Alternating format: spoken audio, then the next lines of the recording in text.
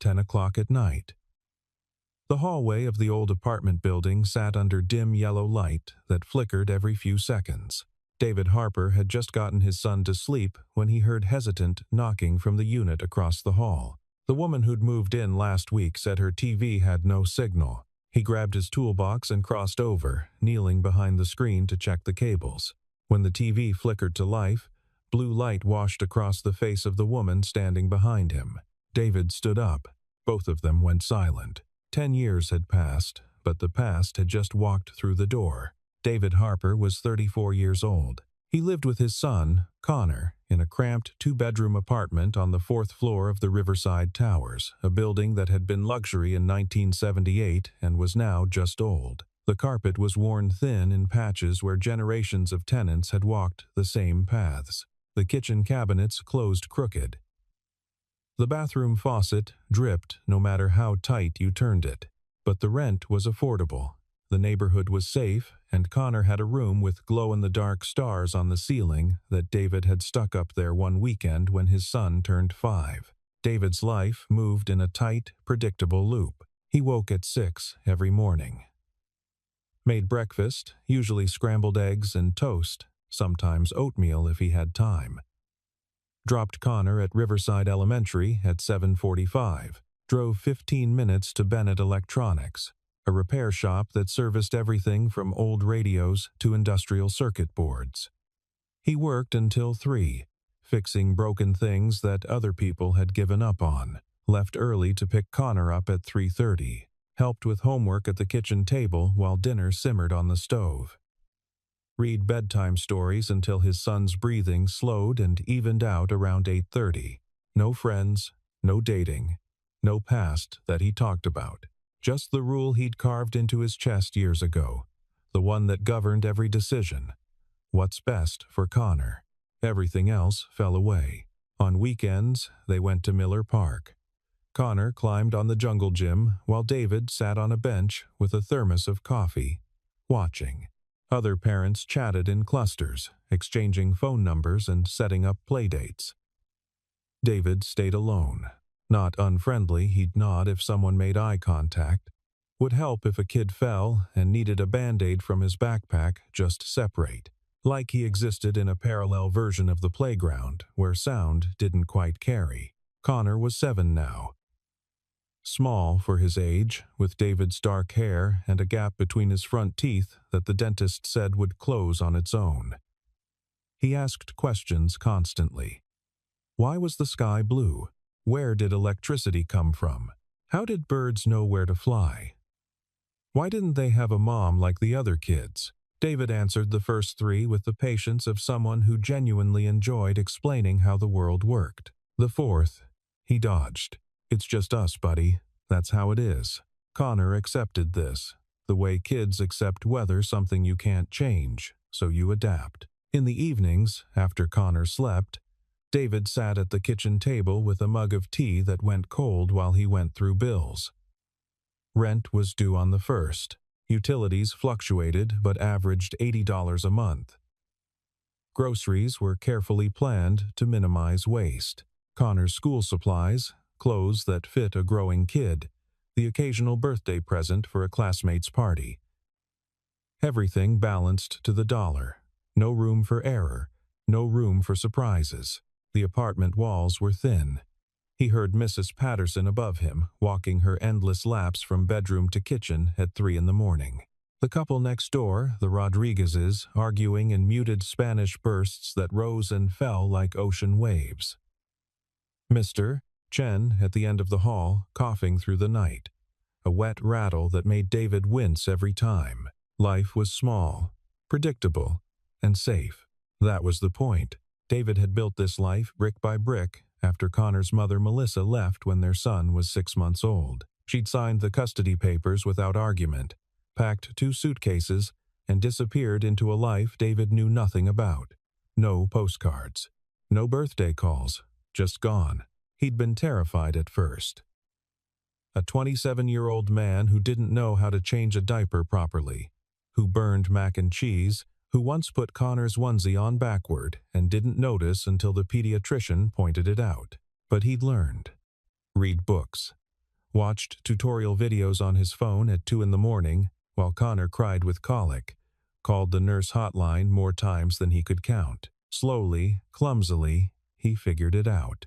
And he'd promised himself that Connor would never feel abandoned the way David had once felt. Never wonder if he was enough. Never question whether he was loved. So David had made himself smaller, cut out everything that wasn't essential, became the kind of father who showed up to every school event, who knew the names of all Connor's teachers, who kept emergency snacks in his car and Band-Aids in his wallet. It was enough. It had to be. The moving truck arrived on a Saturday morning in late September. David heard it from the kitchen, where he was making pancakes, the scrape of furniture against the lobby floor, footsteps in the hallway, the slam of the building's main door. Over and over, Connor pressed his face to the peephole, standing on his tiptoes. "Someone's moving into 4B, he announced, breath fogging the glass. David flipped a pancake. "Okay. It's been empty for a long time. 2 months. Can I go say hi?" "No. Let them settle in first." Connor wandered back to the table, disappointed but obedient. He poured syrup in careful circles on his pancakes, while David cleaned the griddle. By evening, the hallway had gone quiet again. David assumed it was a couple, or maybe a small family. The building didn't get many single tenants, the units were too small for the rent they charged. Made sense only if you split the cost. He didn't think about it much. New neighbors came and went. The building had high turnover. Then came the knock. It was late past 10. Connor had been asleep for an hour. David was halfway through a load of laundry, sorting whites from colors at the kitchen table because the apartment didn't have space for a proper folding area, when he heard the tentative tap-tap-tap at the door. He looked through the peephole. A woman stood in the hallway, arms crossed against the chill that always crept into the building at night despite the ancient heating system. She wore jeans and an oversized gray sweater. Her hair was pulled back in a loose ponytail. She looked tired in a way that went deeper than just one long day. David opened the door. "I'm sorry to bother you this late," she said immediately, words tumbling out like she'd rehearsed them. "I'm Claire. I just moved in across the hall. My TV isn't getting any signal, and I don't know if it's the cable or the connection or if I need to call someone, but I saw the light under your door, and I thought maybe you'd know what to check before I waste money on a service call tomorrow." She paused for breath. David hesitated. He didn't do this, talk to neighbors beyond basic pleasantries, get involved in their problems, open doors to his carefully controlled life. But she looked exhausted, and it was a simple fix. 5 minutes, maximum. "Yeah, I can take a look." Relief flooded her face.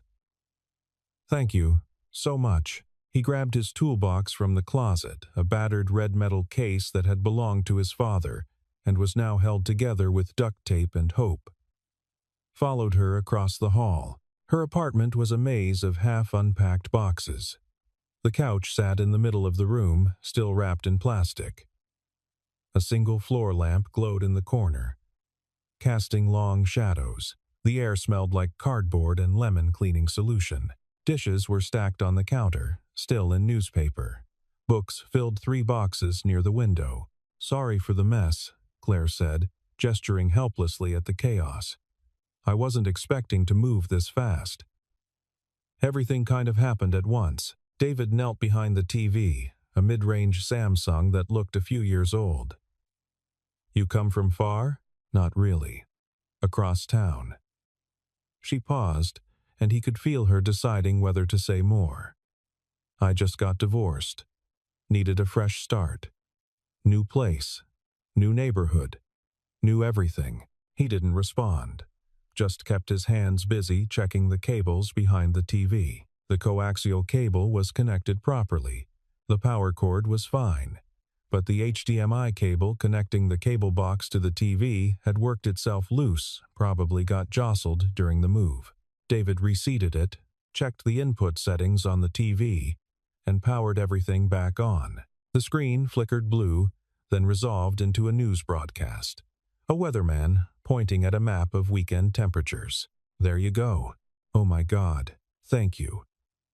Her voice was quiet, genuine. "I'm sorry. I should have checked that myself. I just didn't even think about the cables in back. Easy to miss." David stood, brushing dust off his knees, and turned to leave. That's when the light from the TV caught her face at a different angle. She had a thin, silver necklace, a small pendant in the shape of a compass, the kind you could buy at a flea market or vintage shop. His breath stopped. He knew that necklace. He'd bought it himself a decade ago, summer before senior year of college. Gave it to someone he thought he'd spend his life with. Told her the compass would always point her home. Cheesy romantic nonsense that had felt profound at 19. His eyes moved from the necklace to her face, really looked this time. Not just the polite glance you give a neighbor. The shape of her jaw. The way she tucked her hair behind her ear when she was nervous. The faint scar above her left eyebrow from when she'd fallen off her bike as a kid. It wasn't possible. Claire, if that was even her real name, stood frozen, staring back at him. Her lips parted slightly, like she was about to say something. Neither of them spoke. The silence stretched until it became painful, until the news anchor's voice from the TV felt obscenely loud. Finally, David grabbed his toolbox and walked out without a word. The door clicked shut behind him. David shut his apartment door and leaned against it, heart hammering against his ribs so hard he thought it might crack them. It couldn't be her. Emma Calloway. 10 years ago, she'd been the only person who'd ever made him feel like he wasn't just taking up space in the world, marking time until something happened. They'd met at a summer job the year before graduation, both working at the Riverside Community Center running programs for kids.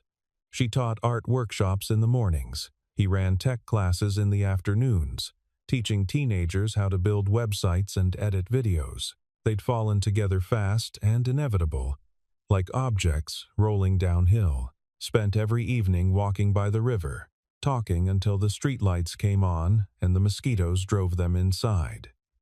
Made plans. Stupid, earnest, specific plans about the future. They'd move to the city, get a small apartment together. She'd teach art at a community college. He'd work in tech support somewhere while figuring out what he really wanted to do. They'd adopt a dog, name it something ridiculous, get married eventually. But there was no rush. They had time. They had forever. Then one night in August, Emma disappeared. No explanation. No goodbye. Just gone. David had called, texted, left voicemails that progressed from worried to angry to desperate. Showed up at her apartment. Her roommate said she'd moved out suddenly. Wouldn't say where. Family emergency. That was all she'd offer. Wouldn't say more. He'd searched for months. Asked mutual friends. Checked places they used to go together. Eventually stopped because the hope was worse than the absence. And now she was across the hall, using a different name, acting like she didn't know him. David slid down to the floor, toolbox beside him, hands shaking. In her apartment, Emma Claire stood in the exact spot he'd left her. The TV droned on, unwatched. Weather gave way to sports highlights. She didn't move to change the channel. She'd recognized him the second he stepped into the light. The voice first. That particular way he said yeah when agreeing to help someone, like he was reluctant but couldn't help himself. Then his posture, the slight hunch of someone who'd spent years bent over repair work. The way he tilted his head when he concentrated, tongue barely visible between his teeth. David Harper. The man she'd run from 10 years ago because staying would have destroyed him. She pressed her palms against her eyes and let out a breath that turned into a sob she barely managed to choke back. She hadn't known he lived here. Hadn't known he was even in the same city. She'd picked this building because it was affordable, because it was available immediately, because the landlord didn't ask too many questions when she explained she was newly divorced, and yes, she had job history and references. Please just let me sign the lease. And now David was 10 feet away, on the other side of a thin wall, with a life she'd never been part of, a life that had gone on without her. Emma sank onto the plastic-wrapped couch and cried until her throat hurt. 3 days passed. David avoided the hallway like it was contaminated. left early for work, earlier than necessary, sitting in his car in the Bennett Electronics parking lot for 20 minutes before his shift started. Came home late, taking the long way back, stopping at the grocery store even when they didn't need anything. Kept Connor inside on the weekend, inventing reasons why they shouldn't go to the park. It might rain. I have work to catch up on.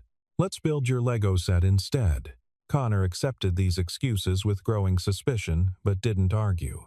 On Tuesday evening, while David was in the shower, Connor got bored. The apartment felt small suddenly. The Lego spaceship was finished. His coloring books were all colored. He could hear voices in the hallway, kids from 4C playing, their laughter echoing. Connor opened the front door and wandered into the hall. The door to 4B was propped open with a cardboard box. Music drifted out, something soft and acoustic, a woman's voice singing about rivers and roads. Connor peeked inside. Claire was kneeling on the floor, unpacking dishes from a box marked kitchen, fragile. She looked up and smiled, the kind of smile adults give kids they don't know, warm but cautious. Hi there. Hi, I'm Connor. I'm Claire. You live across the hall? He nodded. With my dad? He's the one who fixed your TV. I know. He was very helpful. She pulled out a coffee mug, checked it for cracks, set it on the counter. Are you supposed to be wandering the hallway by yourself? Connor shrugged. Dad's in the shower. I got bored.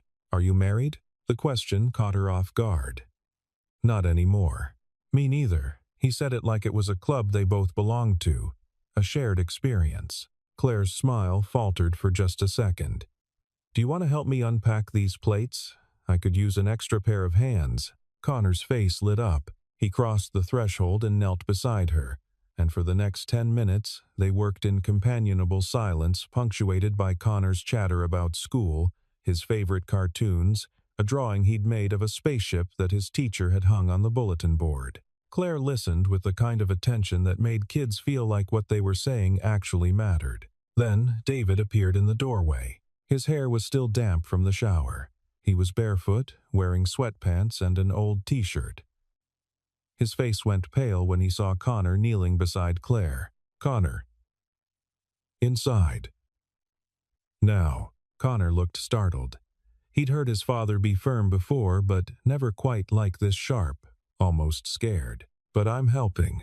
The boy scrambled to his feet, mumbled a goodbye to Claire, and hurried past his father into the hallway. David didn't look at Claire, just grabbed Connor's hand and pulled him back across the hall. The door shut hard enough that Mr. Chen down the hall shouted something irritated about noise. Claire sat alone on her floor, surrounded by half-unpacked dishes, tears streaming down her face. She hadn't expected that. The child, Connor, David's son. The boy had his eyes that particular shade of brown that looked almost amber in certain light. His way of tilting his head when he was listening, like he was trying to hear something underneath the words. His careful way of holding fragile things, conscious of his own strength. She'd lost that chance 10 years ago. Lost the baby she'd barely had time to imagine holding. And here was proof of the life that had gone on without her. The family David had built with someone else. The universe had moved forward, and she was standing in the same place she'd been a decade ago, still carrying the weight of what she'd lost. Living across the hall made avoidance impossible. The building had one elevator that broke down twice a week, so most residents used the stairs. The mailboxes were in the lobby. The laundry room was in the basement. Every mundane necessity forced them into shared spaces. They passed in the stairwell on Wednesday morning. David coming down with Connor, heading to school. Claire going up with a load of laundry. Morning, she said quietly. David nodded, didn't quite meet her eyes. Morning?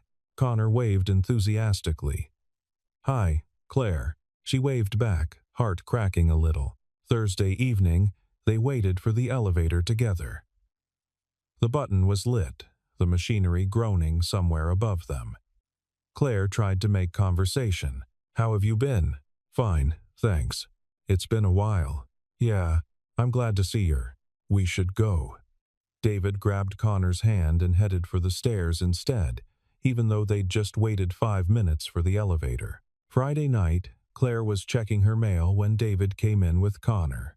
She stepped aside to give them space at the mailboxes. Connor immediately started telling her about his week. "We had a field trip to the fire station. I got to sit in the fire truck. And the firefighter let me hold the hose, but it wasn't on, obviously, because that would be dangerous. And then Connor, we need to get upstairs," David interrupted, mail clenched in his fist. "But I'm telling Claire about." "Now, please." Connor's face fell. He followed his father to the stairs, glancing back at Claire with confusion. She stayed in the lobby for a long time after they left, pretending to organize her mail, fighting the urge to go upstairs and pound on David's door and demand he let her explain everything. But she didn't, because she had no right to demand anything. The following Tuesday, they ended up in the elevator together, all three of them, because the elevator chose that moment to finally work. The space was suffocatingly small, barely 6 by 6 feet. The fluorescent light buzzed. Connor filled the silence the way kids do when adults won't. "Dad, Claire helped me with my math homework yesterday when you were at work. Mrs. Patterson couldn't help because she doesn't see numbers very well anymore. But Claire came over and she's really good at fractions." David's jaw tightened. His hand on the toolbox he was carrying went white-knuckled. "That's nice. She said she used to be a teacher. Interesting. She taught art to middle schoolers. And she showed me how to draw horses. Look." Connor pulled a folded paper from his backpack, carefully smoothed it out. A horse in profile. Surprisingly well proportioned for a 7-year-old's work. David looked at the drawing for a long moment. "That's good, buddy." The elevator dinged. 4th floor. David ushered Connor out without another word. Claire stayed inside, riding down to the lobby even though she'd been heading up to her apartment. She sat on the lobby couch for 20 minutes, staring at the bulletin board covered in notices for lost cats and yoga classes, and someone selling a barely used air conditioner. Mrs. Patterson found her there, shuffling in with her walker to check her mail. "You okay, dear?" Claire wiped her eyes quickly. "Yeah, just tired. Moving is exhausting." Mrs. Patterson sorted through her mail with shaky hands. "But you'll settle in. Everyone does, eventually. I hope so." The old woman patted her shoulder and shuffled toward the elevator. Claire sat there until the evening shadows stretched across the lobby floor. It happened on a Thursday. Connor had stayed after school for art club. David was running late to pick him up. A repair at work had taken longer than expected. The customer had argued about the bill. Traffic was terrible. He rushed down the hallway at 3:50, keys jangling, mentally calculating how long Connor would have to wait, and found Connor sitting on the floor outside Claire's apartment, showing her a drawing. "This is you and me and Dad," Connor was saying, pointing at 3 stick figures holding hands. "We're a family. See, we're at the park. And that's the duck pond. And those are the swings." Claire was sitting cross-legged on the hallway floor, back against her door, looking at the drawing with an expression David couldn't quite read. "It's beautiful," she said softly. David froze. Connor noticed him. "Dad, look what I drew." Claire's head snapped up. Her face went white. "Connor, come on. We need to go." "But I wanted to show Claire." "Dad, you're being weird." "Connor." His voice was harder than he meant it to be. Now, Connor stood slowly, clutching his drawing, confusion written across his face. David looked at Claire for the first time in days. Really looked. "Why are you here?" His voice was low, controlled, but there was something sharp and dangerous underneath. Claire stood slowly, brushing off her jeans. "I told you. I just moved. No." He took a step closer, hyper-aware that Connor was watching but unable to stop himself. "Why are you here?" "In this building. On this floor. Across from me. Don't tell me it's a coincidence." "David, I swear to you, I didn't know you lived here." "You expect me to believe that?" After 10 years of nothing, you just happened to move into the apartment across from mine? I didn't know. Her voice was steady, but her hands were shaking. I needed a place quickly. Dad, what's going on? Connor's voice was small, scared. David closed his eyes, took a breath. When he opened them, his face was carefully blank again. Nothing, buddy. Let's go. He turned toward their apartment, and Claire finally broke. I was pregnant. David stopped mid-step. Connor looked confused. What does that mean? Go inside, Connor, David said quietly, not turning around. Please. Connor looked between them, then obeyed, crossing the hall with backward glances. David didn't turn around. Claire's voice shook. 10 years ago. The night before I left, I found out I was pregnant. The hallway was silent except for the hum of the building's old heating system kicking on, the distant sound of someone's TV through thin walls. I was going to tell you the next day, she continued. I had it all planned out. Then what? She couldn't say it. David finally turned. His face was unreadable, carefully controlled, like he was using every ounce of energy to keep himself together. Finish. Claire steadied herself against the doorframe. Her legs felt like they might give out. I took 3 tests, all positive. I made an appointment with a doctor to confirm it. The words came out mechanical, like she was reading from a script. I was going to tell you that weekend. I bought this stupid card. It had a picture of baby shoes on it, something cheesy from the drugstore. I was going to make dinner, your favorite pasta dish, and give you the card after we ate. David said nothing, just stood there, toolbox still in his hand. But that Friday afternoon, my sister called. Claire's voice went flat. Clinical, the way people talk about trauma when they've told the story too many times. My mom had collapsed at home, massive stroke. They didn't think she'd make it through the night. I drove straight to the hospital. 4 hours. I tried to call you from the road, but my phone died and I didn't have a charger, and by the time I got there, everything was chaos. I would have come to you, David said quietly. I know you would have. Claire wiped her eyes roughly. But by the time I got home 3 days later, my mom survived. Barely. But she survived. You'd already left me a message. You said you'd figured it out. That I'd obviously moved on. That you weren't going to wait around for someone who didn't have the decency to say goodbye. David's face drained of color as he remembered. The message he'd left in a moment of hurt and pride. The message he'd regretted within hours, but had been too stubborn to take back.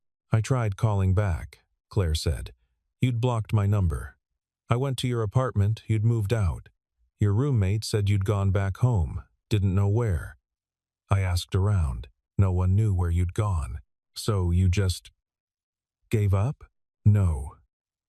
Her voice hardened. I spent 4 months looking for you. Called your parents' house, they hung up on me, tried to find you through mutual friends. No one would tell me anything, and I lost the baby. Silence.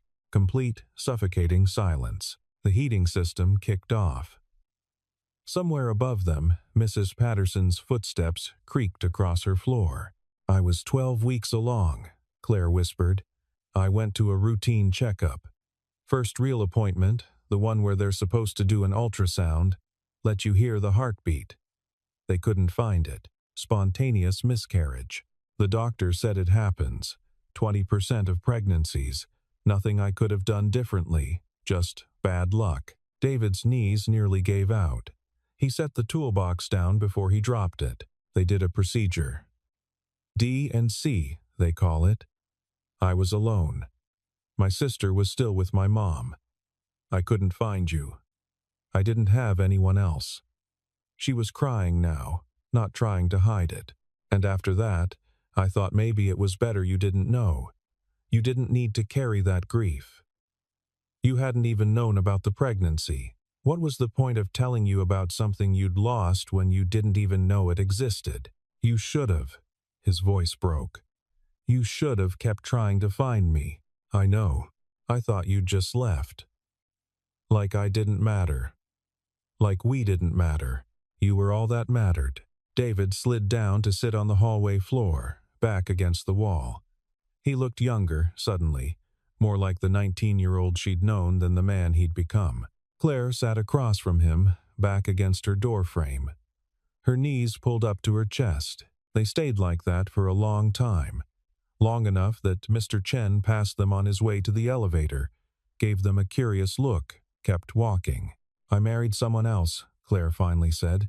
4 years later, Richard, good man, stable job, CPA, nice family. We tried to have kids tried for 3 years. Couldn't. Doctor said there was nothing technically wrong. Sometimes it just doesn't happen. I think my body just shut that door. Decided once was enough trauma. She picked at a loose thread on her jeans. We divorced last year. Mutual. No drama, no infidelity. We just realized one day that we'd built a life on top of a foundation that wasn't there. We were friends, pretending to be in love because we both wanted to want it. Does that make sense? David nodded slowly. Why'd you change your name? I didn't. Not legally. Claire's my middle name, Emma Claire Calloway. I started using it after the divorce. Fresh start, clean slate. Emma felt like a different person from a different life. She touched the compass necklace. I kept this, though. Kept a lot of things. Your old t-shirt, ticket stubs from movies we saw, stupid stuff. I kept things too. The mug you made me in your pottery class. It's chipped, but I still use it. Claire's breath caught. They sat in silence for another stretch of time. What about Connor's mother? Claire asked quietly. Melissa. We dated for 6 months. She got pregnant. We tried to make it work. Got married when she was 4 months along courthouse wedding. Nothing fancy. She lasted 6 months after Connor was born. Left a note on the kitchen table. Signed custody papers her lawyer mailed me 2 weeks later. I haven't heard from her since. I'm sorry. Don't be. Connor doesn't remember her. And honestly, I think we would have been miserable if she'd stayed. We didn't love each other. We were just trying to do what we thought we were supposed to do. He's a good kid. He is. David's voice softened. He's the best thing that ever happened to me. I was a mess before he came along. Working dead-end jobs, drinking too much, living in a basement apartment with 2 other guys. Connor made me grow up. You were always good, David. You just needed a reason to believe it. He looked at her across the 3 feet of hallway that separated them. Why'd you keep the necklace? Because it was the only thing I had left of you.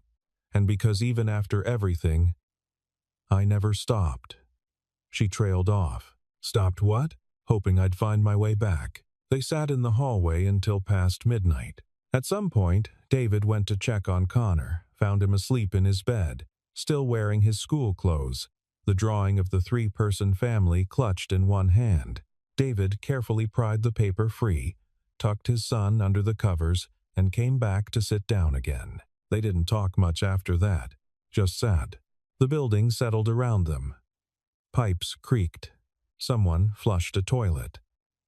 Mrs. Patterson's TV murmured through the walls. Some late-night talk show she always fell asleep watching. Eventually, Claire spoke. I don't expect anything from you. I know. I'm not here to disrupt your life or make claims or ask for things I don't have a right to ask for. I know. But I am sorry. For all of it.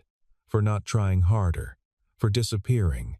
For not being there when you needed me. David was quiet for a long time. When he spoke, his voice was rough with exhaustion. I'm sorry too. For assuming the worst. For blocking your number. For not trying harder to find you. For believing you'd just abandoned me without a thought. We were kids. We were old enough to know better. Claire smiled faintly. Maybe. Or maybe we were exactly as young and stupid as we needed to be to learn what not to do. David looked at her, really looked. For the first time since that night 10 years ago when everything fell apart. She'd changed. Lines at the corners of her eyes that hadn't been there before. A tiredness in her posture, like she'd been carrying something heavy for a long time. Her hands had small scars, one across the back of her left hand, another on her right thumb.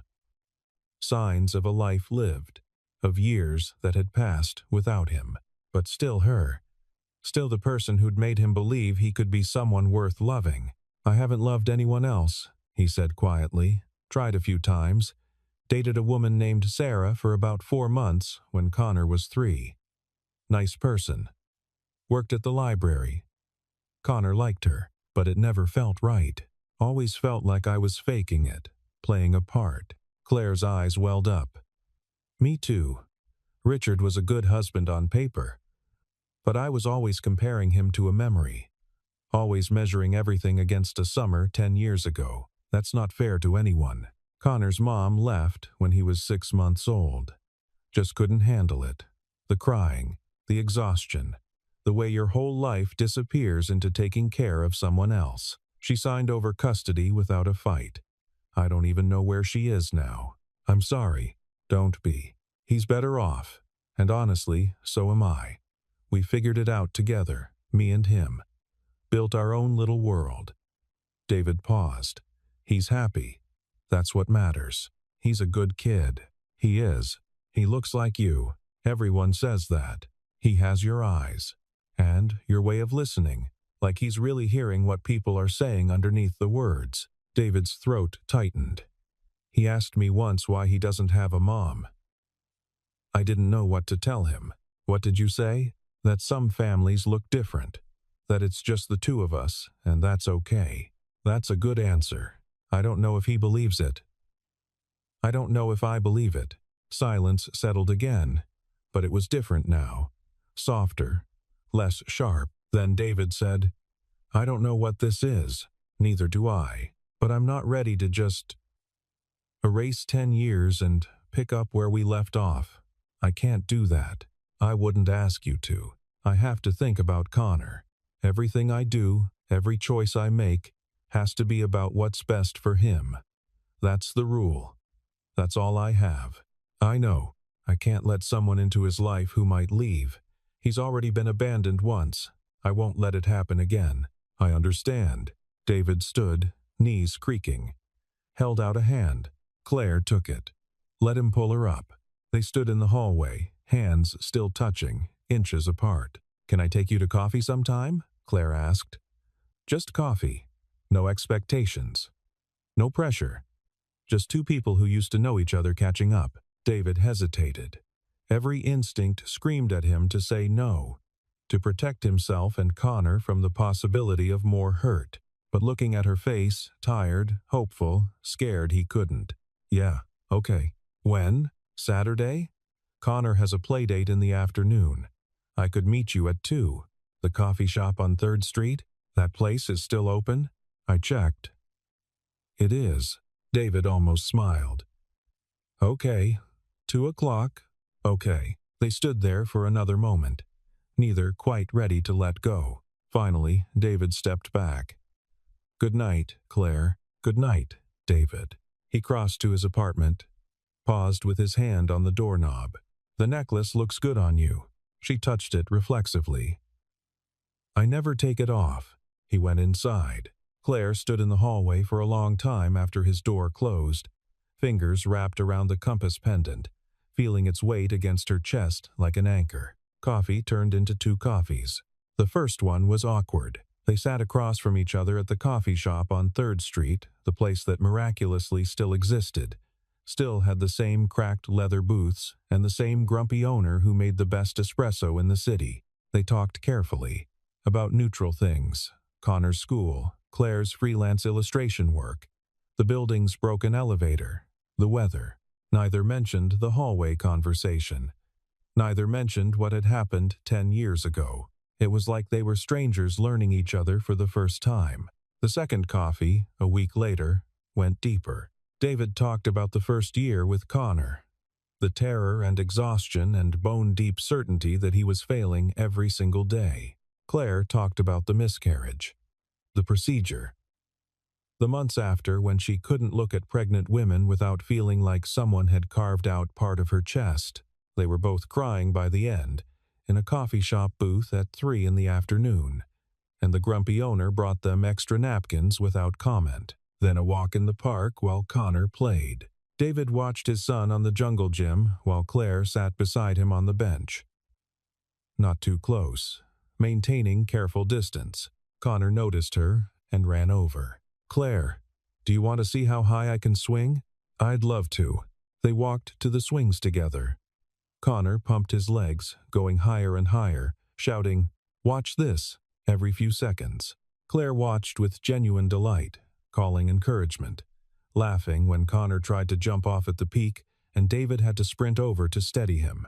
On the walk home, Connor held both their hands, swinging between them like a bridge. David caught Claire's eye over Connor's head. She smiled.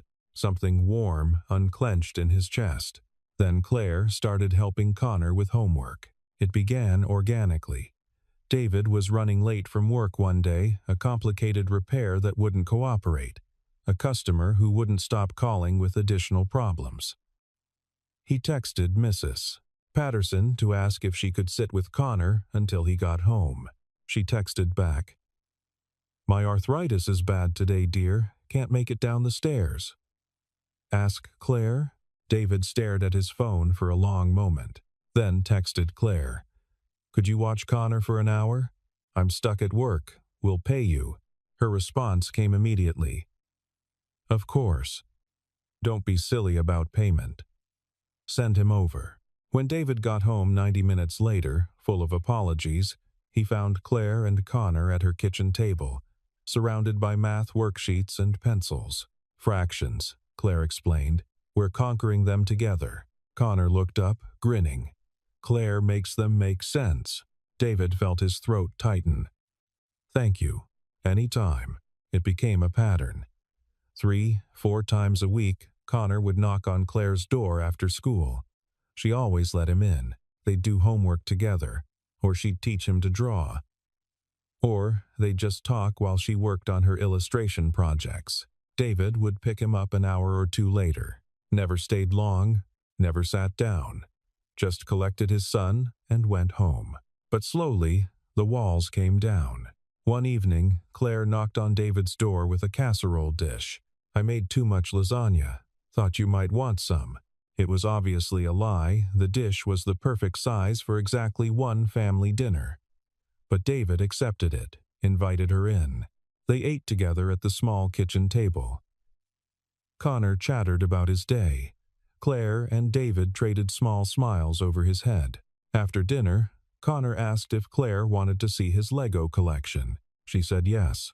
David did the dishes while they played in Connor's room, listening to his son's voice rise and fall in excited explanation.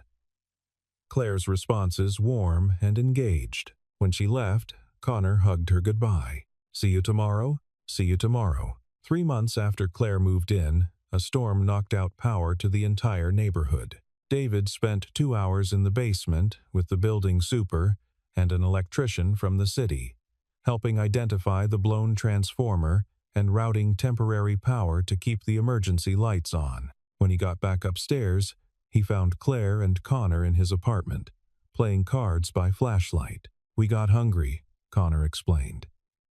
Claire made sandwiches. "Hope that's okay." David looked at Claire, who shrugged apologetically. "Your door was unlocked."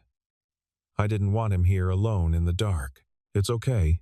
Thank you." They ate together in the flickering candlelight. Connor told a rambling story about a field trip to the aquarium, something about touching a starfish and learning that they don't have brains, which seemed to fascinate him endlessly. Claire listened like it was the most interesting thing she'd ever heard, asking questions, laughing at the funny parts. David watched them both and felt something shift in his chest.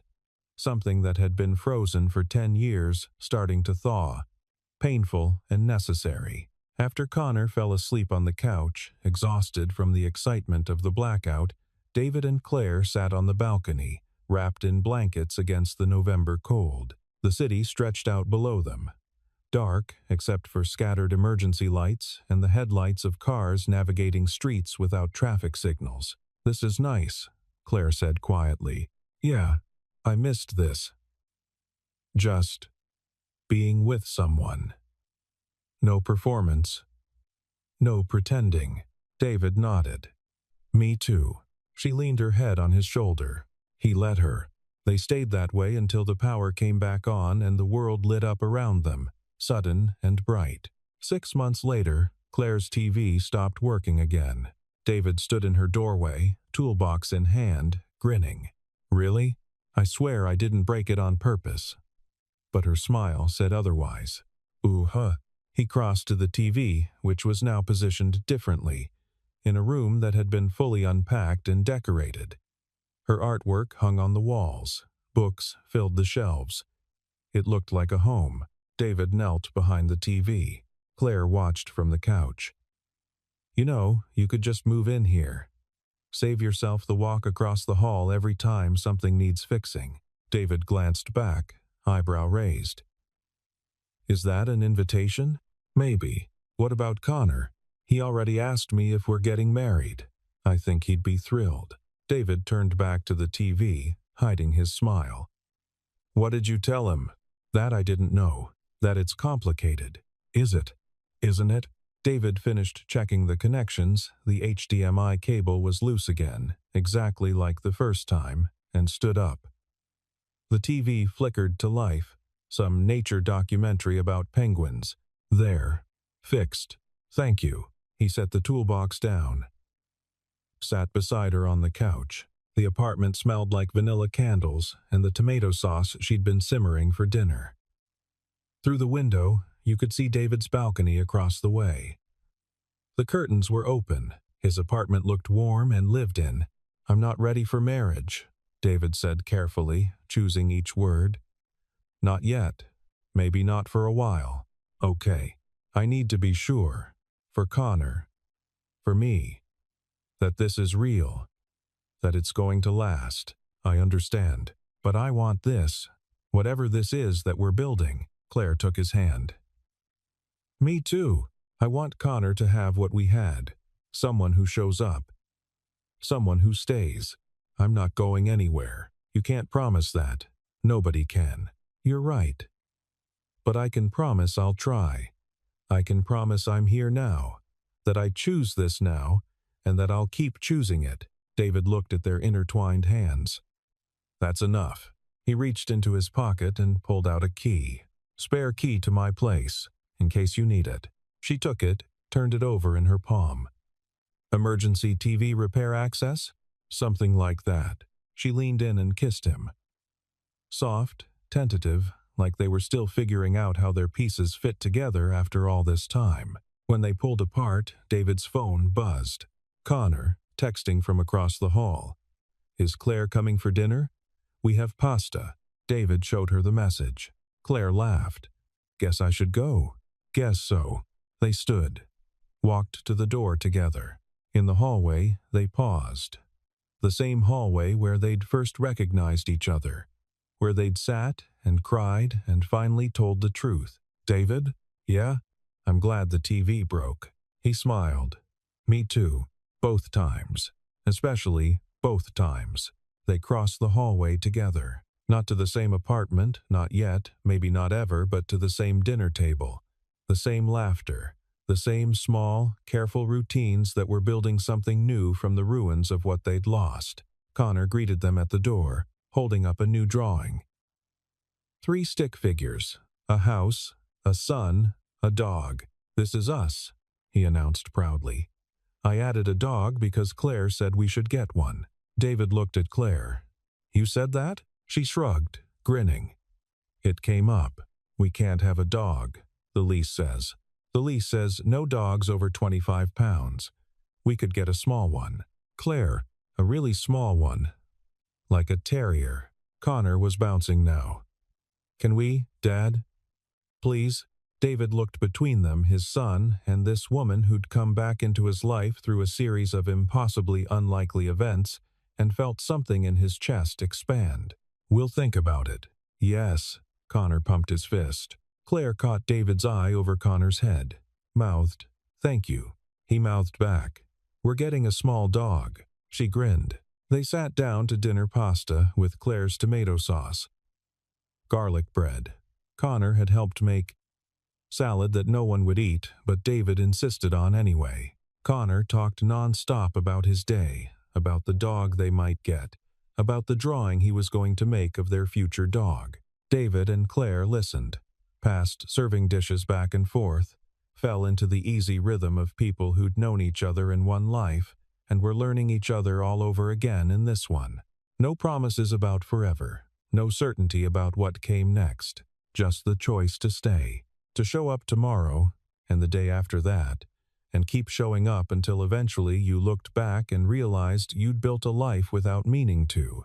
Later, after Connor was asleep and Claire had gone back to her own apartment, David stood on his balcony looking across at her window. The lights were still on. He could see her silhouette moving around, probably working on an illustration project. His phone buzzed. Claire.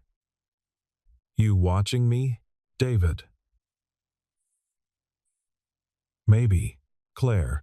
Creep. David. You texted me first. Claire. Fair point. Coffee tomorrow? David. Same time? Claire. Same time. He watched her turn off the lights, saw the glow of her phone as she presumably read his response. Then, darkness. David went inside.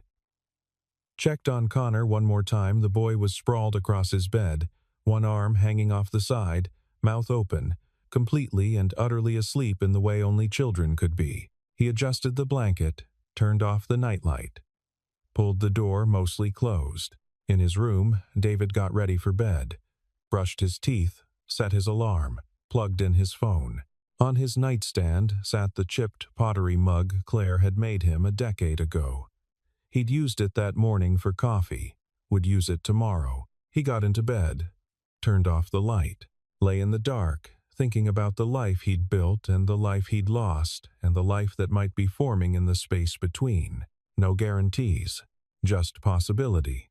And for the first time in 10 years, David Harper fell asleep without the weight of regret pressing on his chest.